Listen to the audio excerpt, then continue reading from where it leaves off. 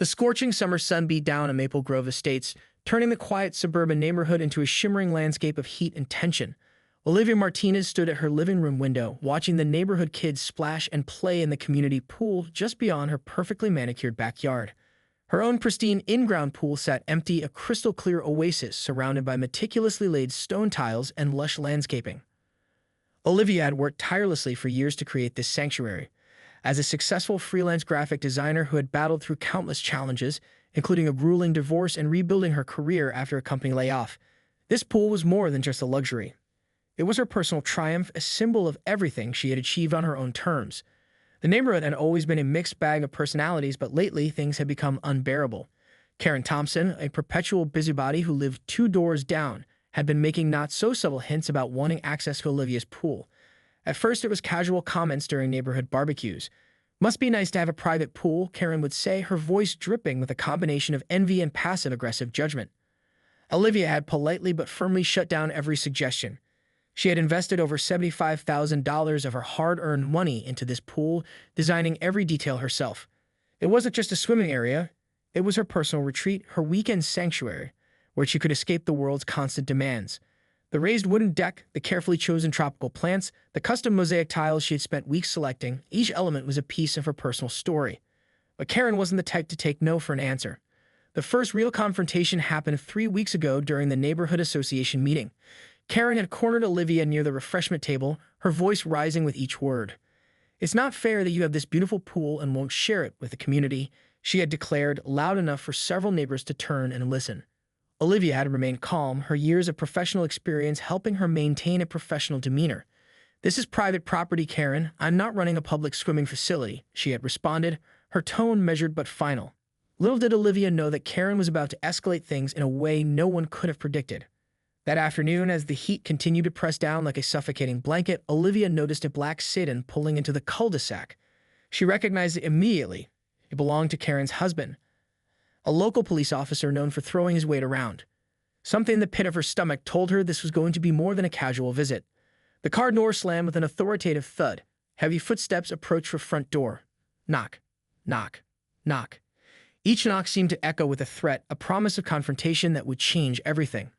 Olivia took a deep breath, straightened her shoulders, and walked towards the door. Whatever was coming, she was ready to face it head-on. She had no idea just how dramatically her quiet suburban life was about to be turned upside down. Officer Mark Thompson stood on Olivia Martinez's front porch, his police uniform crisp and intimidating. His broad shoulders and stern expression suggested he was used to getting his way through intimidation. But Olivia had faced far more challenging obstacles in her life than a local cop with an attitude problem. "Ma'am," he began, his voice a low, controlled growl, "I understand there's a dispute between my wife and you regarding pool access." He pulled out a small notebook, a classic power move meant to unsettle her. Olivia crossed her arms, blocking the doorway. "There's no dispute, Officer Thompson. This is my private property, and I'm not obligated to share my pool with anyone."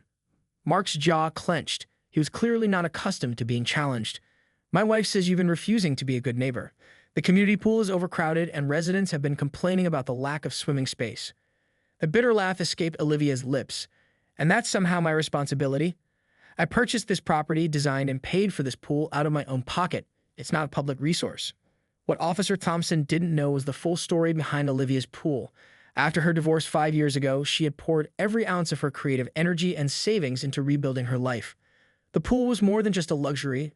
It was a testament to her independence, a physical representation of her journey from a struggling single mother to a successful freelance designer. Mark leaned slightly forward, using his height to try and intimidate her. "Look, we can do this the easy way or the hard way. My wife is very connected in this neighborhood and—" "Are you attempting to use your position as a police officer to intimidate me?" Olivia interrupted, her voice razor sharp. "Because that sounds remarkably like an abuse of power." For a moment, Mark looked taken aback. He hadn't expected such a direct challenge. Most people would have wilted under his authoritative presence, but Olivia Martinez was not most people. The neighborhood had gone suspiciously quiet. Olivia could see curtains switching, neighbors pretending not to watch but absolutely drinking in every moment of the confrontation. She knew Karen would be watching from her own front window, relishing every second of this dramatic encounter.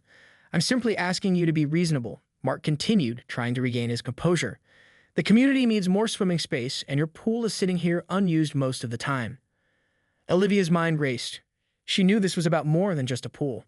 This was about control, about Karen's persistent need to interfere in other people's lives. She had dealt with difficult clients, navigated messy divorces, and rebuilt her entire career from scratch. She wasn't about to be bullied by a small-town cop and his meddlesome wife. "I suggest you leave my property," Olivia said coolly. "Now." Mark's hand instinctively moved towards his belt, not quite touching his weapon, but the gesture was unmistakable. A threat, a power play. But Olivia Martinez was about to show him that threats were a two-way street. The next morning, Olivia wasn't about to sit idle after yesterday's confrontation. She knew precisely how to fight back, not with aggression, but with strategy. Her first stop was the local city hall, where she pulled out her meticulously organized file of documents. "I'd like to review the zoning regulations for residential pools," she told the clerk, her voice calm and professional.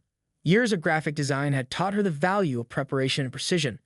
While reviewing the documents, Olivia discovered something interesting. The Thompsons had been making multiple complaints about various neighbors, not just her.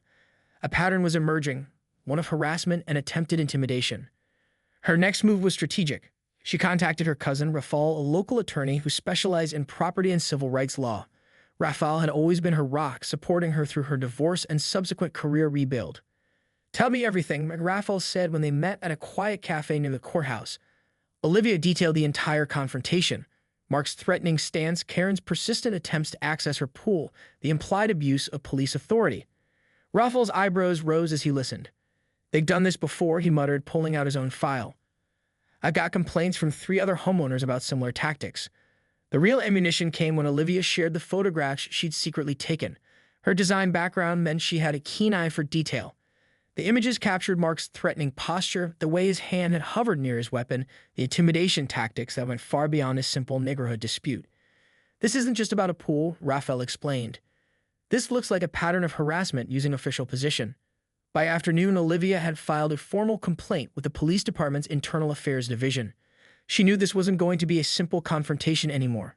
The Thompsons had made a critical mistake. They had underestimated her resolve. Meanwhile, Karen was about to discover that bullying had consequences.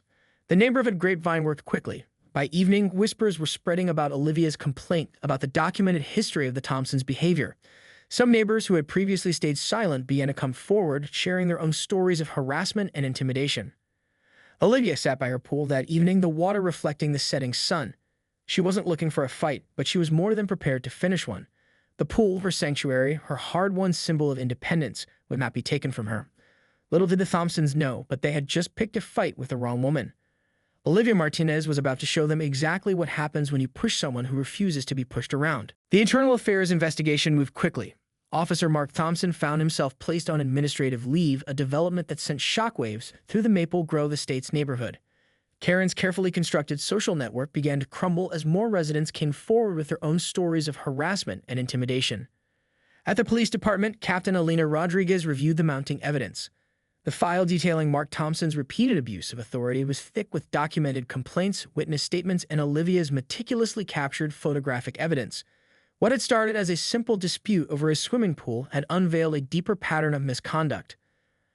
Olivia's phone rang early one morning. It was Raphael, her attorney cousin, with news that would change everything. "The department is preparing a full investigation," he explained. "Multiple families have come forward. It turns out the Thompsons have been terrorizing the neighborhood for years, and most people were too afraid to speak up." The irony wasn't lost on Olivia. Karen and Mark had targeted her, believing she would be an easy mark. Instead, they had awakened a force of nature. Social media began to pick up the story. A local news reporter reached out, interested in the broader narrative of police misconduct and neighborhood bullying. Olivia was cautious but calculated. She understood the power of narrative, and she wasn't about to let the Thompsons control the story. During a carefully orchestrated interview, Olivia spoke candidly. "This was never about a swimming pool," she told the reporter. "This was about a pattern of harassment, about using position and power to intimidate community members." The video went viral. Neighbors who had previously been silent began to share their own experiences. Screenshots of threatening text messages, recordings of aggressive encounters, stories of subtle and not-so-subtle intimidation began to surface. The Thompsons' carefully constructed facade of community leadership began to crack and then shatter completely. Mark's police career hung by a thread. The internal affairs investigation was thorough, methodical, and damning. Karen's social standing, once her primary source of power in the neighborhood, began to disintegrate. Invitations stopped coming. Conversations ceased when she entered a room. But Olivia knew this was about more than personal vindication. This was about standing up to bullies, about protecting community rights, about showing that one person could make a difference. Her pool remained her sanctuary, untouched, unshared, and now a symbol of something much larger than just a place to swim. The final act of this drama was yet to unfold, but one thing was certain. Karen and Mark Thompson had made a catastrophic mistake when they decided to target Olivia Martinez. 3 months had passed since the initial confrontation, and the fallout was complete. Mark Thompson had been forced to resign from the police department, his career in law enforcement permanently tarnished by the investigation that revealed years of systematic harassment and abuse of power.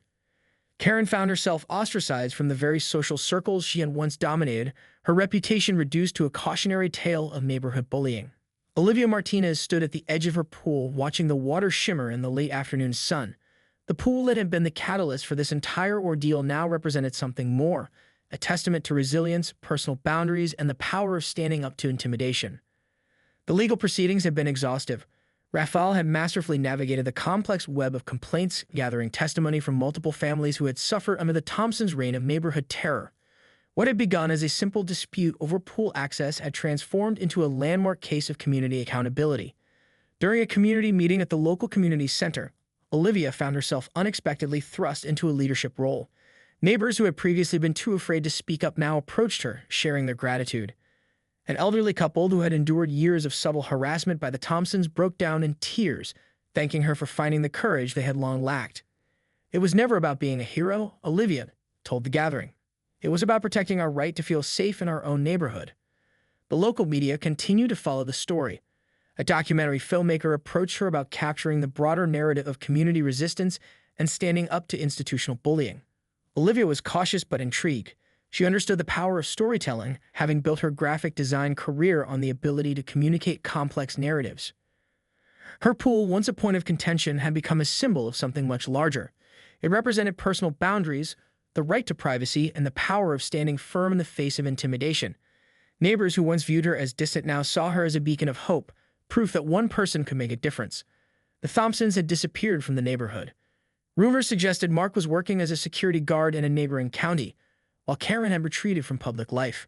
Their once powerful social network had completely disintegrated, a direct result of their years of manipulative behavior.